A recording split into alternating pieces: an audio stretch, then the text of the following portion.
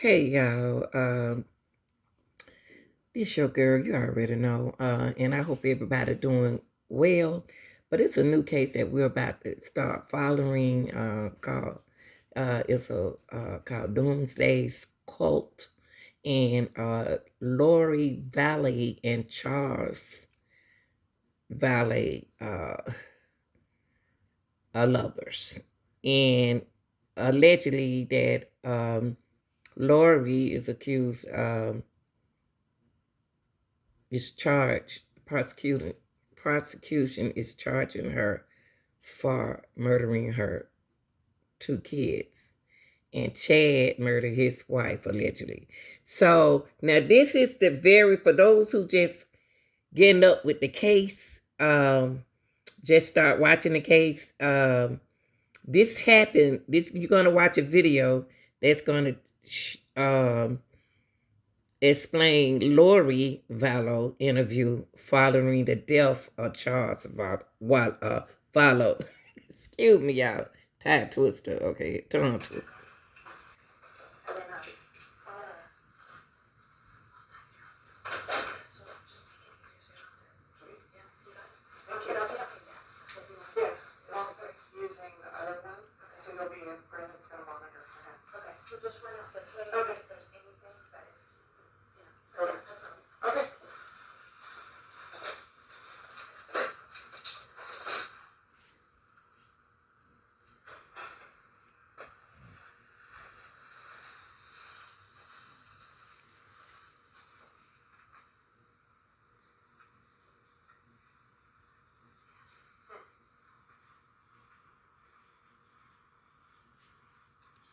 They're gonna interrogate her a little to try to get some information from her.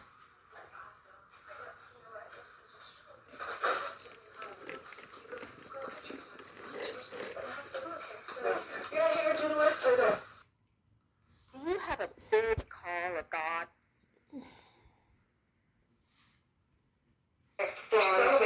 With high school, it's like they're just popping. But when she was in elementary and junior high, all the teachers worked with her. They were nice about it. But by high school, there's so many kids that just don't care. And I was like, just take it. You're so smart. Let's just take it. See if you pass it. She passed it. And got a really good score. Yeah, she passed it with like college ready in every category the first time.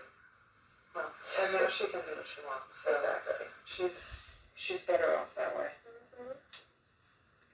Okay. I know Lori's your first name, right? Lauri. Okay. And then what's your last name?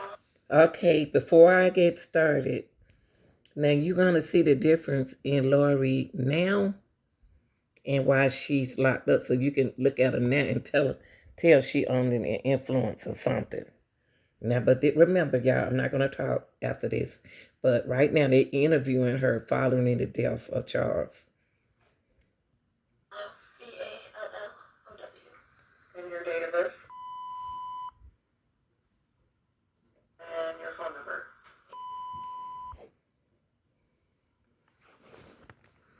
And you live at the house, right? Okay. Okay, I know this sounds silly, but it's probably the easiest way to start, is just to tell me what happened.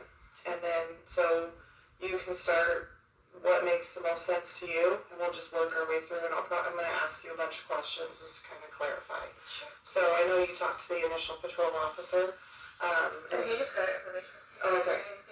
So yeah, if you can just kind of tell me kind of what happened. It sounds like some of this may have started last night or something along those lines. Right. So start where you think it makes the most sense. Okay. So,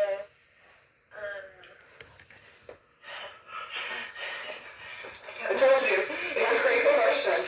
well, so we moved into this house 3 weeks ago because he offered to get me a house here where all my family is. So we were in Houston. And, so he's like, we had decided to separate or whatever. So he's like, well, I'll pay for a house for you and for JJ and whatever. Because he's all about JJ. He's never about Tyler, but he's all about JJ. Because we adopted him together. He's his great nephew. We adopted him as a baby. And so we adopted him as a baby, and so we've been raising him together. And he travels all the time for business, so he's used to just going back and forth. So he's always gone like Monday through Friday. So he came when we first moved in and brought me stuff from Houston, like a U-Haul, and then he hasn't been back. But it's all these threats on my phone all the time, like whatever, all these things. And then he told me... What kind of threats? Just...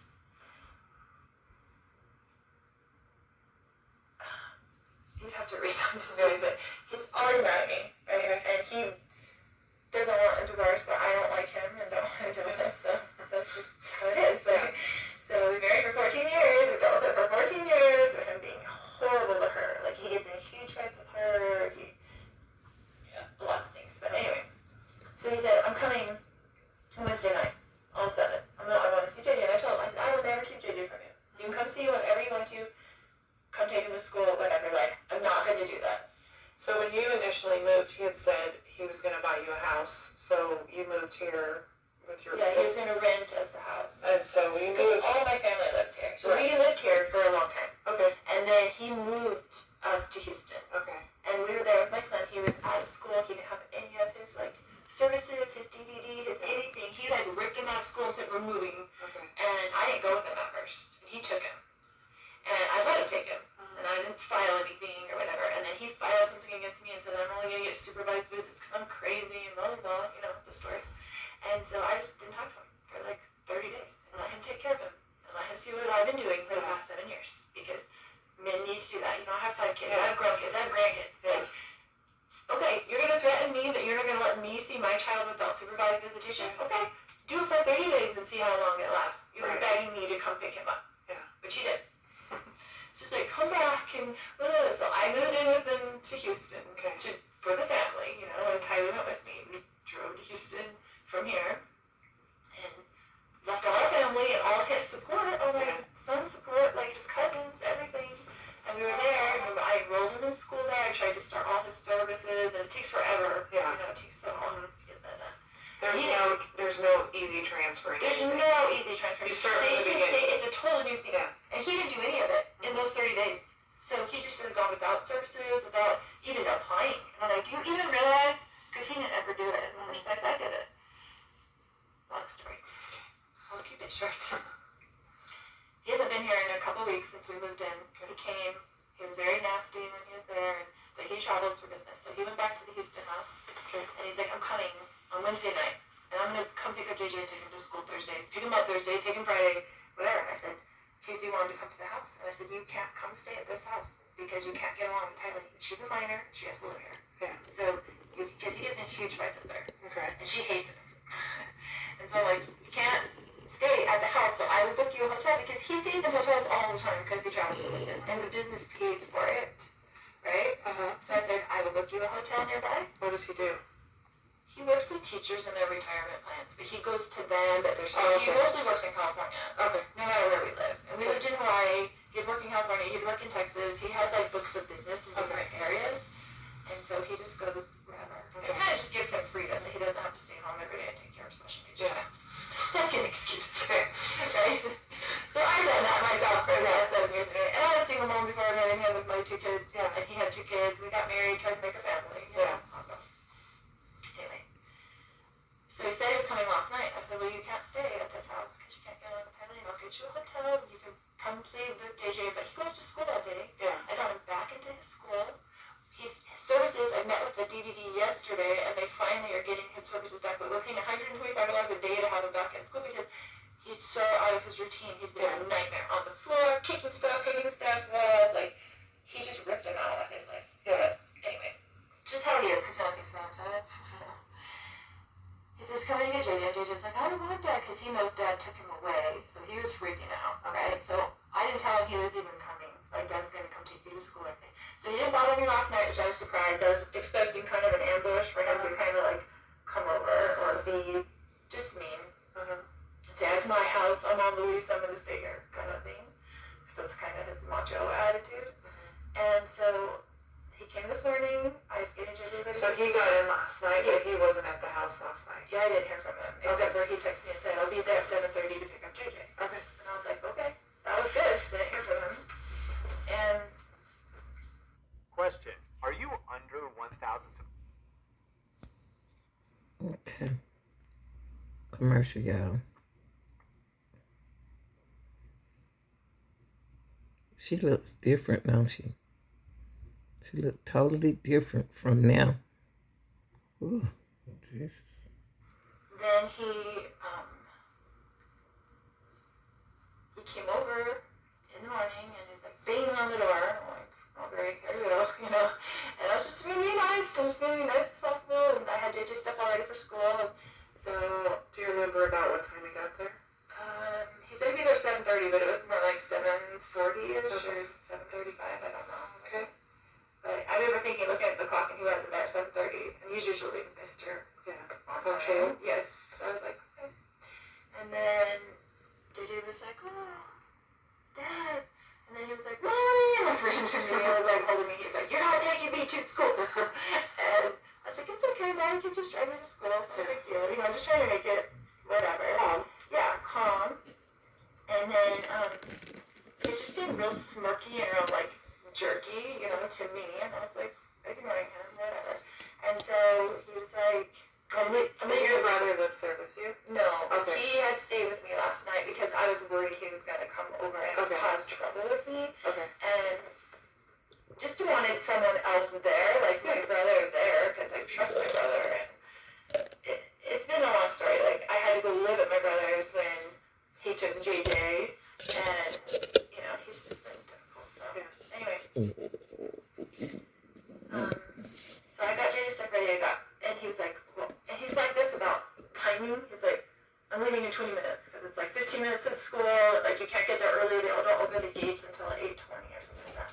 And I said, well, why don't you just go now? I want him in the house. I'm like, why don't you just go now and take him to Burger King because that's what he likes for breakfast. He's very particular about food. Like, he wanted chicken fries for breakfast and the Sprite. Like, and I just get really mad because, you know what I'm saying? It's like, on the floor screaming, dragging him into school. Like, and he's big and he's heavy and it was hard for me to handle. But anyway, so I said, just go. And so he said, okay. So I gave him the backpack. He got in the car. And this is his MO, right? He always leaves something in the house and comes back. He never leaves the first time. I always expect my husband to come back into the house, right? So I guess he had left his phone on the counter. So he initially left with the backpack and with JJ? And So he put it in the car, Okay. in the driveway, and then he came back in, right? So I kissed JJ goodbye. He came back in, and his phone was on the counter, and I had his phone. And he was like, giving me my phone, and I was like, why don't you show me your text that you've been texting, blah, blah, blah, you know, whatever. Because he's like acting really weird, like he's plotting something against me. Like, I'm like, why are you even here? Like, what did you come here for, you know? He's been talking to my other brother. My brother came into town at the same time last night. And I haven't talked to my brother in a while, my other brother, and I was like, and so he was texting him on the phone when he first got to my house, and I'm like, why are you texting Adam? Like, do you even talk to him? Like, my other brothers. And, you know, he's been telling me all these texts, like, you're going down, blah, blah, blah, blah. He's blaming me for our marriage breaking up, and my niece getting divorced, and my friend getting divorced. He said, I'm a destroyer of families. Because I want everybody to get divorced. I'm like, what would my motivation be for people? Yeah, this is long. What I'm going to do, I'm going to skip this all the way to here. Let's skip it. This woman looks totally different in court now. The way she looking now, she look older. So you could tell what she's been doing. Like either she's stressed out or either something been going on with her. But if you look at the pictures that that I'm gonna put out for her, she looks totally different, y'all. She's gained weight now since she's been locked up. Mentally, like she's nervous about something now. Now that's her husband she's talking about.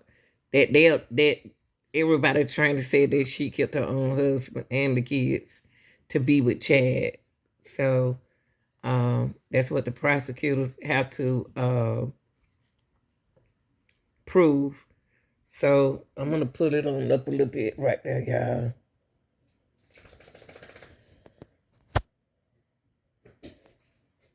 I just want to give y'all a little. Now you want to get somebody a little cue update on something like what's going on, and so people can know, But this is Lori Vallow, and this is when the death of her husband, the death of her husband. That's when they interview her. Y'all like, share, and subscribe, and tell me what you think in the comments.